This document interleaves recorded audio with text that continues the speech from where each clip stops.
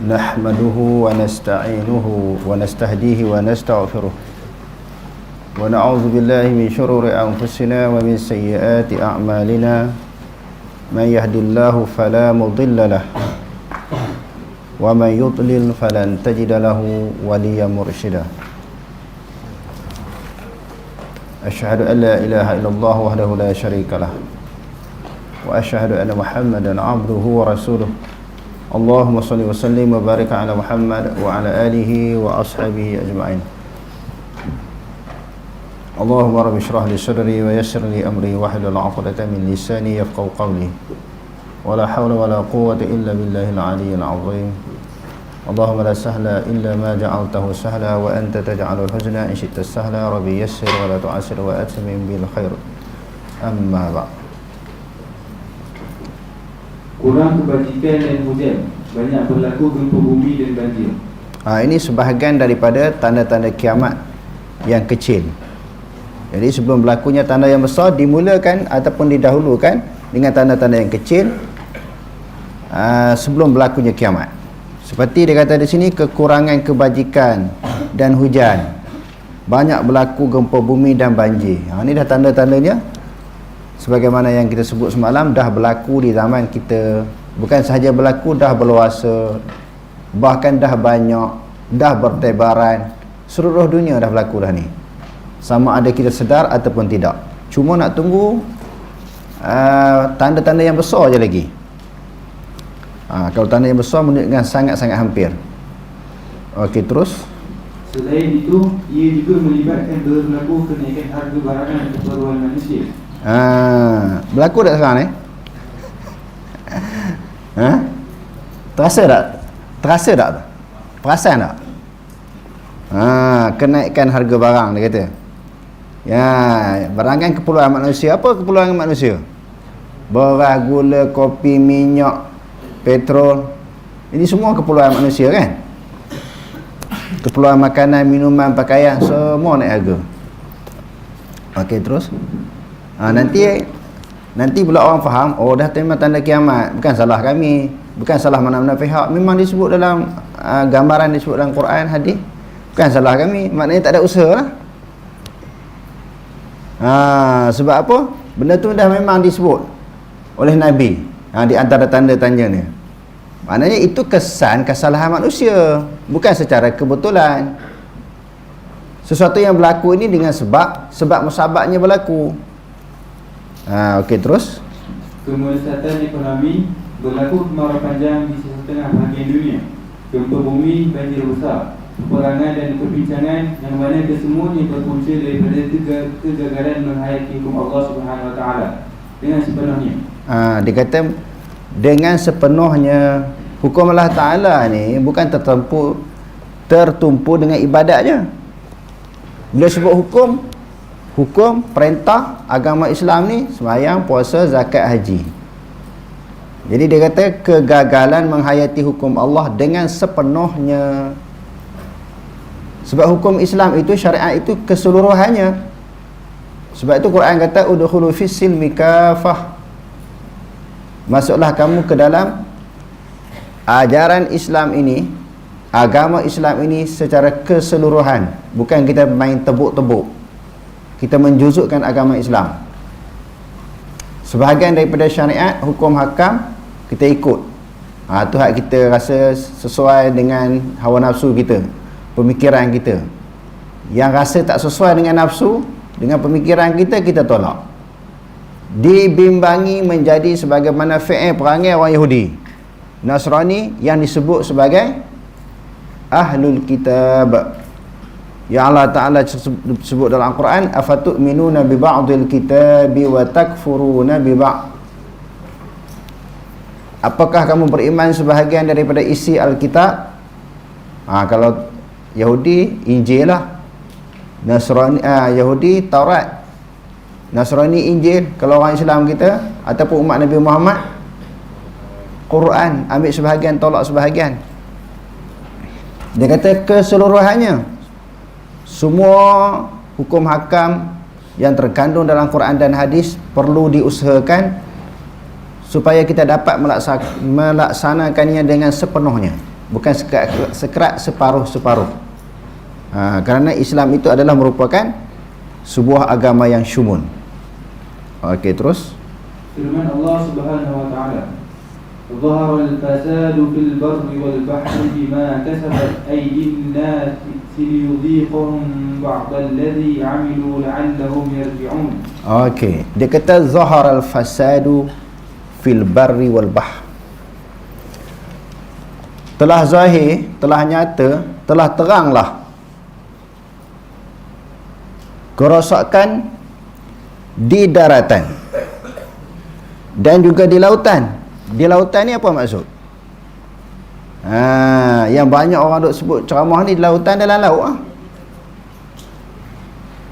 Jadi bila saya beberapa tahun yang lepas, bila ada seorang ustaz, mungkin sebahagian daripada kita ni kenal, Ustaz Abdul Hadi Awang yang mengurus Pustaka Darussalam yang tahun lepas meninggal dunia di Sab Perdana Kedah. Bila dia jumpa saya, kami pun muzakarah lah dengan beberapa isu. Dia kata ayat ni kebanyakannya banyak orang salah faham, sehingga ada seorang syekh Arab sembahyang di Malaysia ni, khatib baca khutbah, baca ayat ni, tapi orang Arab tu dia faham juga bahasa Melayu. Bila diterjemahkan zaharal fasadu fil barri wal bahr, telah berlakulah kerosakan, kemusnahan, kehancuran di darat dan juga di lautan. Laut tu bukan dalam laut, dia kata. Saya pun balik tahqiq balik ayat ni, apa yang dia kata tu betul tak betul? Maknanya di lautan itu bandar-bandar, negeri-negeri yang berhampiran dengan laut, yang berada di dekat dengan laut. Rosak sebab apa? Berlaku kekurangan air di situ, kekurangan tumbuhan, kekurangan makanan. Bila saya cek di dalam tafsir Jalalain, dia menghuraikan benda yang sama. Dan beberapa tafsir yang lain, dia kata di sini zaharal fasadu fil barri, yakni fil barri al-kufaru biqahtil matari wa qillatin nabat.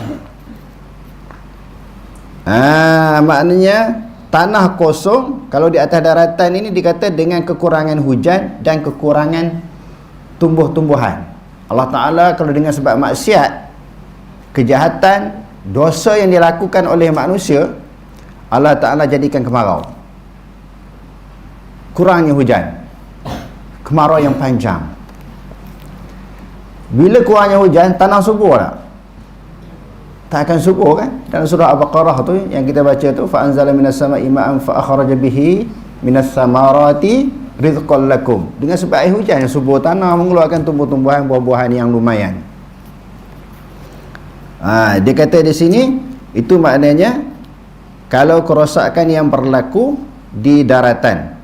Wal bahri ayil biladi, dia kata ayul biladul lati alal anhari wa biqillatil ma'iha. Al biladul lati alal anhari biqillati ma'iha. Negeri-negeri yang berhampiran dengan laut, dia kata kekurangan airnya.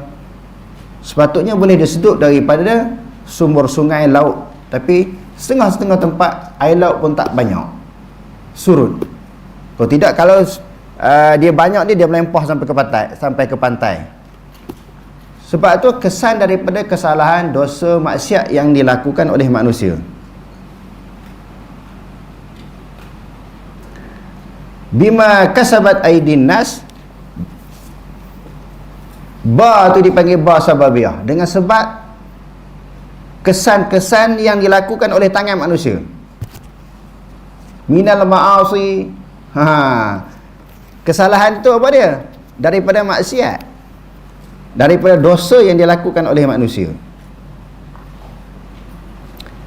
Okey, kita tengoklah pula dalam tafsir yang lain. Kita tengok tafsir dalam bahasa Melayu pun dia hurai benda yang sama. Turjumanu al-Mustafid.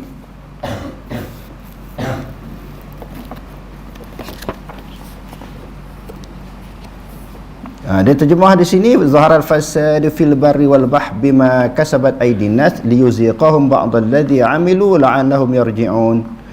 Telah kami nyatakan binasa di dalam darat dengan kemarau, dan sedikit tumbuh-tumbuhan. Kan tumbuh-tumbuhan ni sebagai sumber makanan kepada manusia, buah-buahan, dan di dalam negeri tepi sungai dengan sedikit airnya, dengan sebab dikerjakan oleh segala manusia. Pekerjaan maksiat adalah demikian itu supaya dirasakan Allah Ta'ala akan mereka itu balasan setengah daripada yang telah diperbuat mereka itu di dalam dunia. Mudah-mudahan mereka taubat. Maksudnya bukan dalam laut betul-betul. Macam awak duk tafsir apa dia? Al-fitnatu asyaddu minal qats. Fitnah itu lebih dahsyat daripada membunuh. Fitnah yang dimaksudkan di situ bukan seseorang tuduh orang lain, buat fitnah kepada orang lain. Itu maksud bab lain. Fitnah yang dimaksudkan di sini fitnah kekufuran. Seseorang itu jadi murtad. Bila dia murtad, dosa murtad, kesalahan murtad lebih besar daripada membunuh.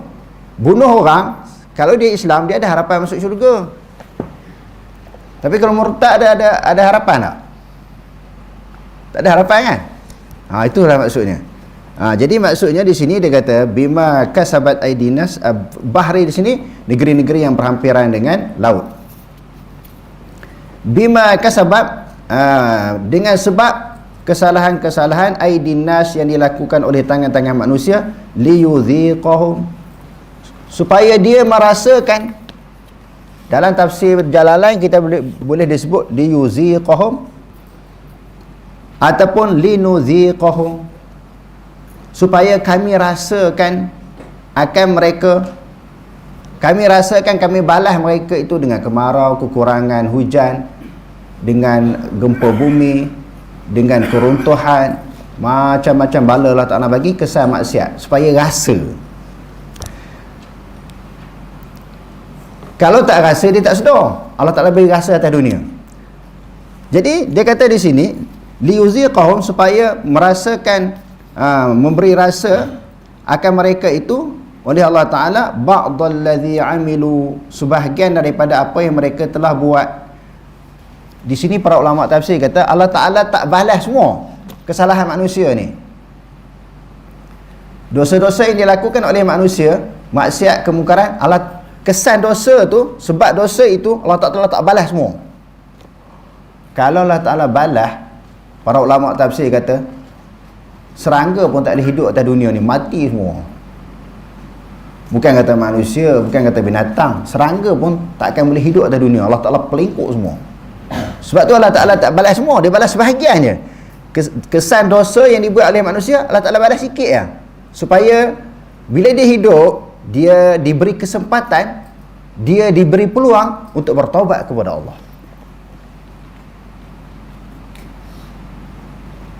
Rupanya macam tu yang Allah Ta'ala sayang kepada manusia ni. Kalau dia balas teruk kita semua ni tak hidup dah, hancur dunia ni. Dia balas sikit-sikit lah, sakit ke, kekurangan harta benda, kehilangan, cedera, kemalangan, dia tak peringkuk semua. Dia bagi sikit-sikit nak bagi sedar, bagi insaf dan bertaubat. Allah Ta'ala bagi peluang, bagi peluang, bagi peluang, bagi peluang. Peluang dibuka terlalu luas. Masa yang diberi kepada manusia untuk bertaubat terlalu panjang. Jadi kadang-kadang yang mengalami musibah, malapetaka, bencana itu tak semestinya orang yang buat sahaja. Orang tak buat pun kena juga, kata Allah Ta'ala. Hak buat tu satu hal lah, hak buat maksiat, kemungkaran, dosa ni. Hak tak buat pun kena juga. Allah Ta'ala sebut dalam Quran, wattaqu fitnatan la tusibanna alladhina zalamu minkum khassah wa'lamu anna Allah syadidul iqab. Di dalam surah apa? Di dalam surah Al-Anfal. Takutlah kamu suatu fitnah, satu musibah, suatu bencana yang ditimpakan oleh Allah Ta'ala bukan tertentu khusus bagi orang yang buat kesalahan sahaja dan dirangkumi semua orang. Sebab apa macam tu? Sebab hak buat salah tu dah tentu dah kerana kesalahan. Hak tak buat, yang tak buat kenapa tengok saja. Yang tak buat dosa, tak buat maksiat, orang buat kesalahan depan mata dia ataupun dia tahu, kenapa dia tak halang? Sebab dia kena sekali lah. Di dalam hadis yang selalu kita dengar tu kan, man ra'a minkum munkaran fayughayyirhu, barang siapa yang melihat kemungkaran hendaklah dia ubah, tapi tak ubah. Orang soleh, orang yang tak buat maksiat ni, kaki ibadat, kaki masjid ni, dia tak ubah maksiat tu. Dia orang baik, dia bukan buat maksiat, tapi dia tak ubah, dia kena juga. Di sini para ulama ketika mensyarahkan hadis ini, man ra'a, yakni man alima, seseorang yang tahu. Sesiapa yang tahu berlakunya maksiat, bukan mesti dia tengok. Macam maksiat itu berlaku dalam bilik, kita kata dia tahu orang nak berlaku cubaan nak membunuh, nak menzalimi pihak lain, dia kena tolong. Ra'a di situ dengan makna mengetahui, alima, bukan mesti dia nampak dengan mata kepala baru dia nak tegah, dia tahu sahaja. Jadi kita tengok ayat ni dahsyat hadirin sekalian. Allah Ta'ala nak merasakan akan mereka ba'dallazi ya'milu, sebahagian daripada apa yang mereka buat. Allah Ta'ala balas sikit je. Kalau Allah Ta'ala balas semua setiap kesalahan, tak ada orang boleh hidup di dunia ni. Dia balas semua, dia pelingkuk habis. Mencuri, merompak, mengumpat, zina, minum arak. Banyak senarai tu, setiap satu kesalahan dia balas semua atas dunia. Dia balas sikit-sikit je. La'allahum yarji'un, mudah-mudahan mereka bertaubat. Yarji'un maknanya kembali, kembali kepada agama, kembali kepada Allah. Ya, ayat Quran yang lain Allah Ta'ala sebut fafiru ilallah wa anibu ila rabbihim. Semua ayat-ayat nak suruh kita kembali, pergi menuju Allah, pulanglah kepada Allah. Jangan berkekalan dalam keadaan dosa dan maksiat. La'allahum yarji'un, semoga mereka kembali, mereka bertaubat kepada Allah Ta'ala hasil daripada kesalahan yang dilakukan. Lalu Allah Subhanahu Wa Ta'ala menyebut lagi, qul, katakanlah olehmu wahai Muhammad kepada musyrikin Mekah, siru fil ardi, kamu pergilah bermusafir di atas muka bumi Allah Ta'ala. Nak bagi demo tengok kesan orang yang melakukan kesalahan, apa akibat. Kamu duk lawan aku, duk lawan Nabi lah kan, duk lawan Allah Ta'ala. Allah Ta'ala bagi ancaman berlakunya kerosakan di daratan lautan tadi dengan sebab kesan-kesan perbuatan manusia. Jadi orang musyrikin Mekah ni macam-macam kesalahan yang mereka buat, dan sebahagian daripada kesalahan mereka ditimpakan azab oleh Allah Subhanahu Wa Ta'ala dengan berbagai-bagai azab.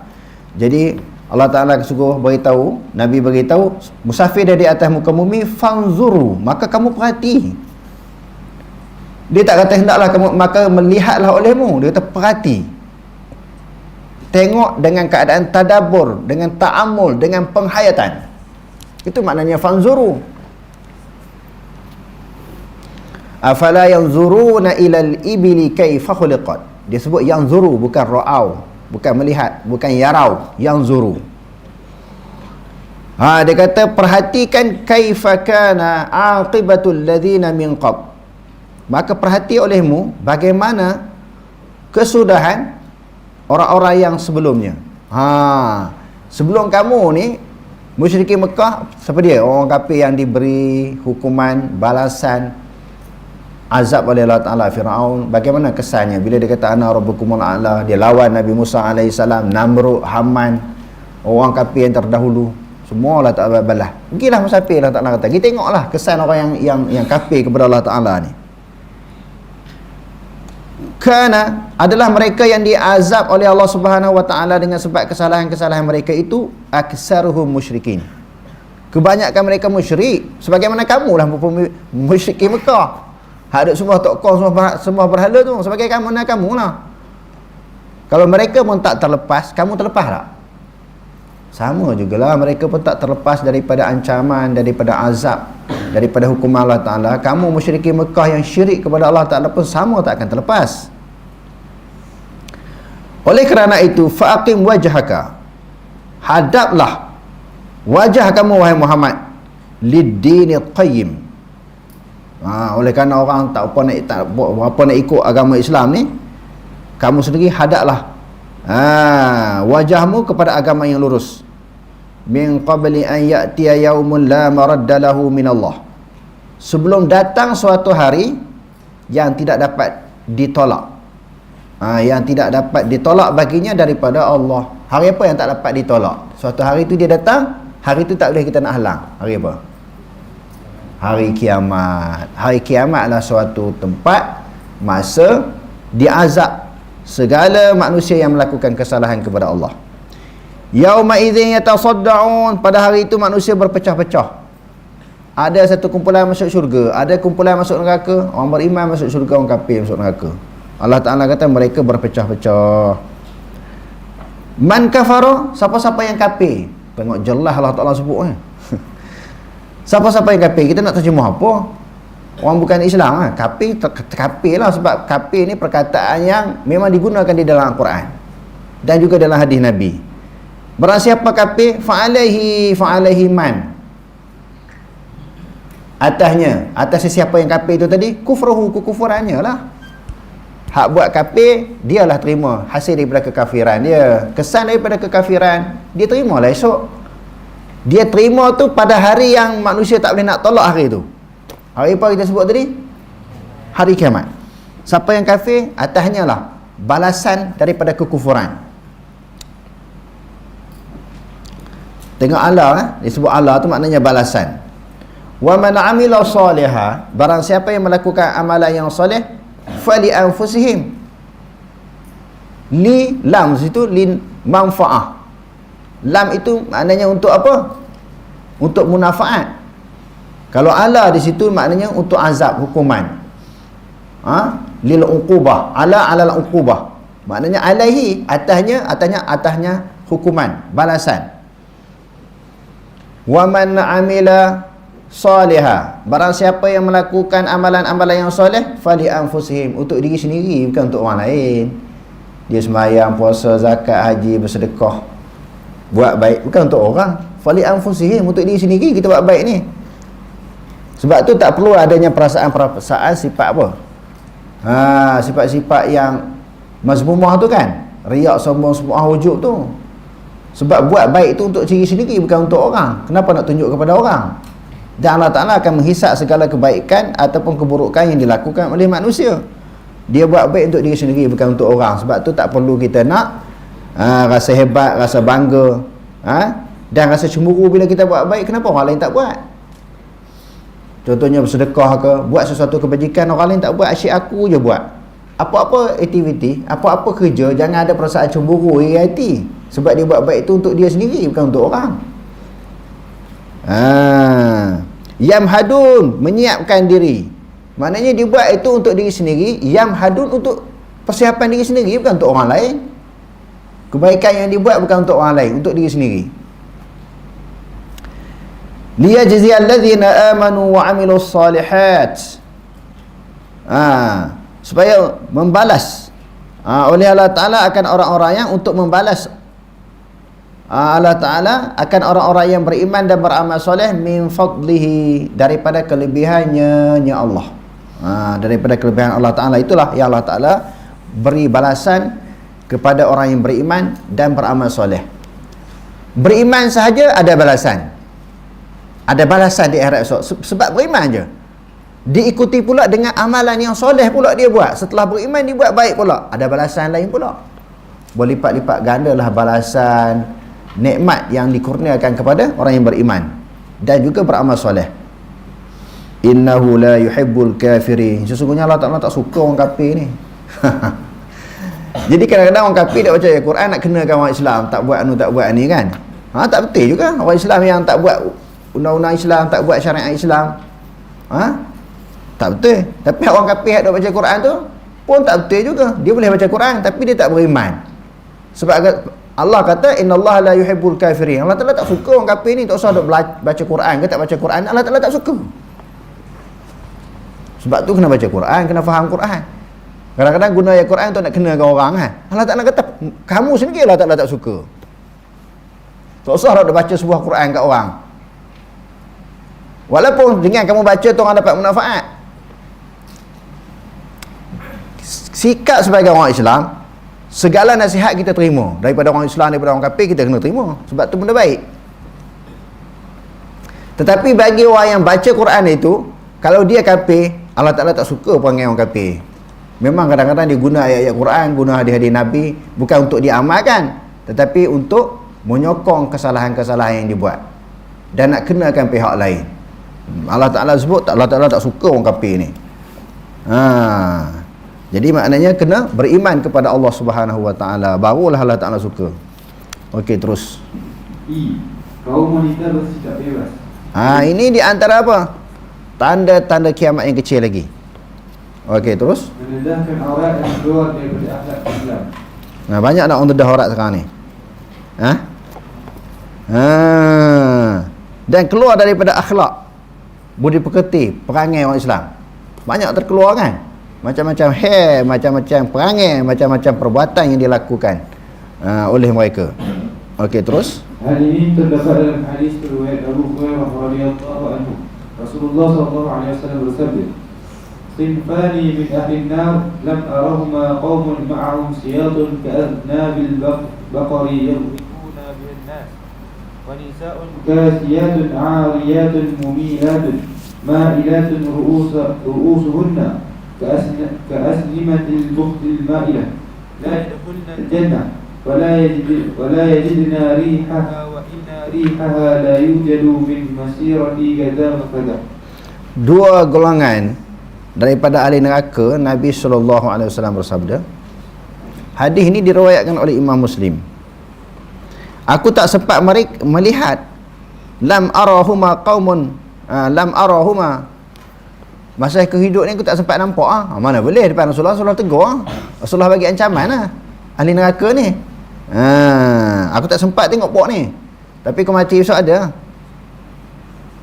Dia kata satu kaumun, yang pertamanya satu kaum daripada ahli neraka ini, ma'hum siyatun, bersama dengan mereka itu cemeti ni digunakan untuk apa? Untuk nak pukul orang kan? Ka'aznabil baqar, seperti ekor lembu ataupun sapi. Dia duduk libas orang, asyik duduk libas orang. Dia guna ekor dia nak libas orang. Yadribuna bihan nas, dia gunakan cemeti itu, satu kaum, satu golongan manusia, dia gunakan cemeti itu yadribuna bihan nas. Dia gunakan biha itu maknanya siyatun. Dia gunakan cemeti itu untuk pukul orang. Di sini para ulama ketika mensyarahkan hadis ini kata golongan pembesar-pembesar negara, pemimpin-pemimpin negara, pemimpin masyarakat yang ada kuasa, guna kuasa nak tekan orang, nak pukul orang, belasah orang, penjarakan orang. Diguna kuasa tu buat naik ke orang. Itulah yang dimaksudkan guna cepeti pukul orang.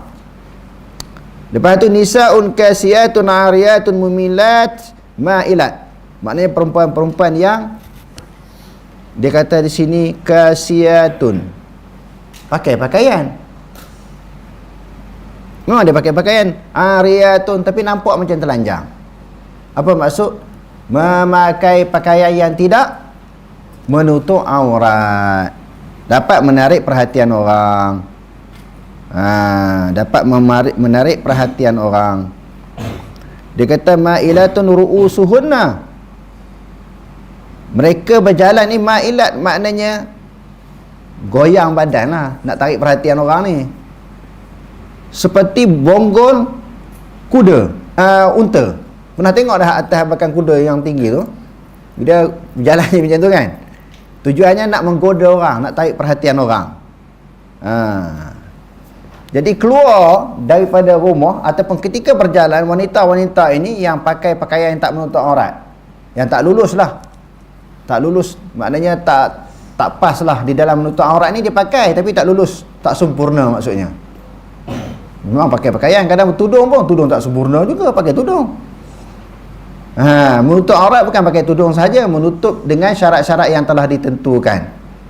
Tengok dalam Quran kata kalau kita pakai tudung, labuhkan daripada bawah pada dada. Dihurai pula dengan hadis-hadis Nabi bagaimana penutup aurat yang betul, disyarahkan oleh para ulama pula. Jadi kita tengok kaedah-kaedah tu, bagaimana cara menutup aurat dengan betul. Bukan saja berpakaian, bukan saja pakai tudung. Bahkan menjadi trend sekarang ni hak pakai purdah pun masalah. Macam-macam fashion perangai. Perangai tu satu hal, fashion pakaian mereka. Hak duk masuk dalam TikTok tu. Pakai purdah, la ilaha illallah. Apa makna purdah? Nampak mata tapi pakaian tu ketatnya. Pakaian yang dapat menarik perhatian orang. Tak campur lagi dengan wangi-wangian yang dipakai oleh kaum wanita sekarang.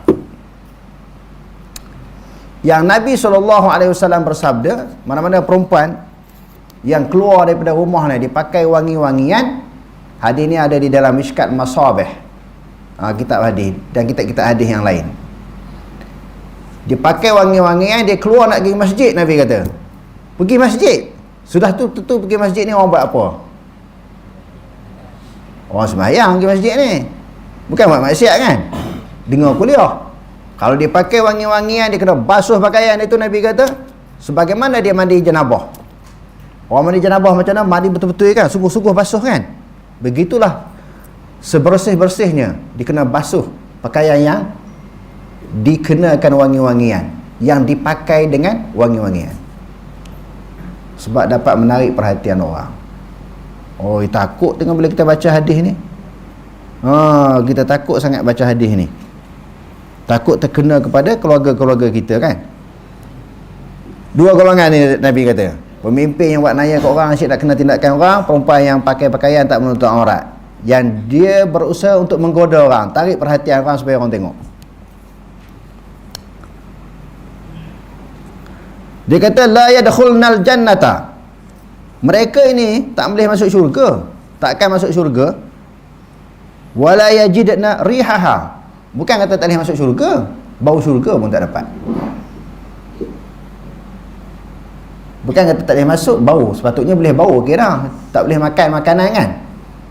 Makan kambing bakar, ayam bakar, tak boleh makan, bau pun syok lah. Ini bau pun tak dapat. Tak dapat bau syurga. Wa inna rihaha, sesungguhnya bau syurga itu layu jadu, didapati min masiratin kadza wa kadza. Rasulullah kata daripada masafah, di dalam maknanya masirah, di dalam suatu jarak begini-begini. Rasulullah kata jauh lah daripada sepatutnya. Bau syurga ni dalam jarak yang jauh dah wangi dah bau dah. Tapi demo ni tak dapat bau. Bukan kata masuk, bau pun tak boleh. Cuma hadis ini perlukan kepada perbahasan. Tak masuk ni maknanya susah masuk. Selagi mana orang Islam semua layak. Selagi mana orang Islam, kalau kita baca ayat Quran kata orang Islam, orang beriman ni tak masuk syurga dengan kesalahan-kesalahan tertentu, maknanya bukan kata tak boleh masuk langsung. Tak boleh masuk di sini dukhulul awalin, masuk berserta dengan gerombongan yang pertama-tama masuk. Sebab dalam syurga ada peringkat pertama, kedua, ketiga kan. Hak jenis awal-awal tu, dia mana tak layak. Hak ujung-ujung tu layak Bukan kata tak boleh masuk langsung. Ataupun setelah diseksa akan kesalahan-kesalahan yang disebutkan tadi, pemimpin yang zalim, orang perempuan yang tak menutup aurat tadi, akhirnya dikeluarkan balik masuk syurga.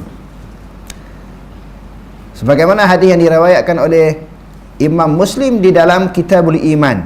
Walaupun orang tu ada keimanan dia, yang pertama Nabi kata Allah Ta'ala perintahkan malaikat bawa keluar umat Nabi Muhammad ni yang ada iman dia sebesar biji jagung, lepas tu sebesar gandum, sebesar sawi, sebesar zarah iman yang ada dalam diri dia, bawa keluar. Jadi hak ni kalau orang sembahyang, puasa, zakat, haji, besar lagi lah iman dia, lagilah layak dikeluarkan dan dimasuk ke dalam syurga. Kadang-kadang orang hurai hadis-hadis macam ni, dia tergantung setakat tu, tak boleh masuk syurga.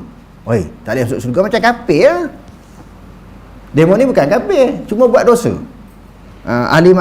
Ahli maksiat ni dia ada harapan, ada peluang masuk syurga.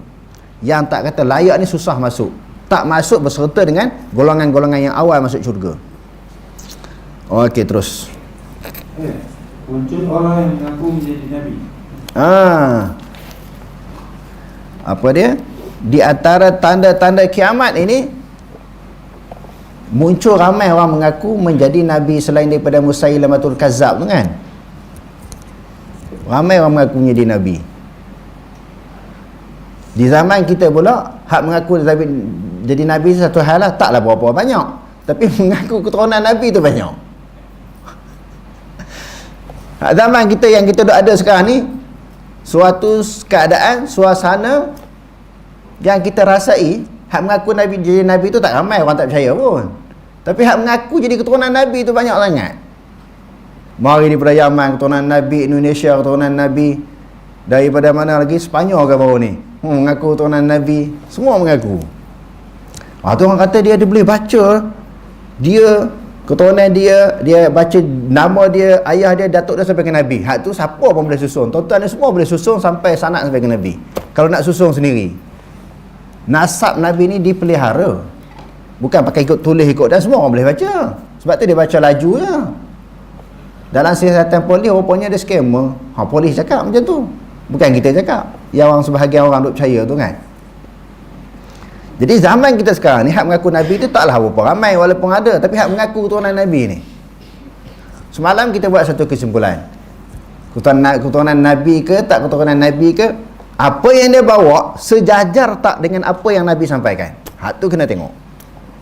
Kalau confirm 100% keturunan Nabi pun, tapi dia bawa lain daripada apa yang Nabi bawa, tak boleh kita ikut.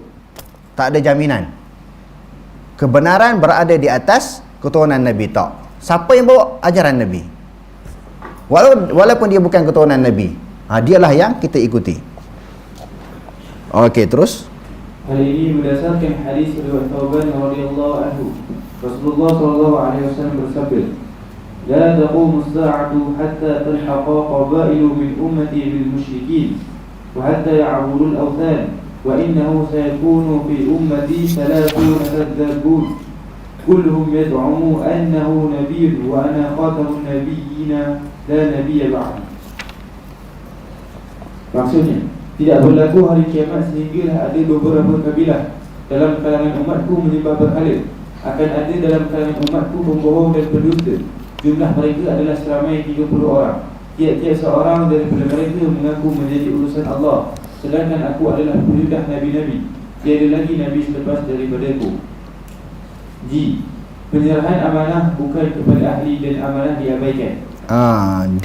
Diserahkan amanah ataupun seseorang yang memegang amanah yang dia bukan ahli, tapi orang lantik dia tak layak pun dia terima juga, dia tak tolak. Ni bahaya ni. Dia ni sebahagian daripada tanda-tanda kiamat.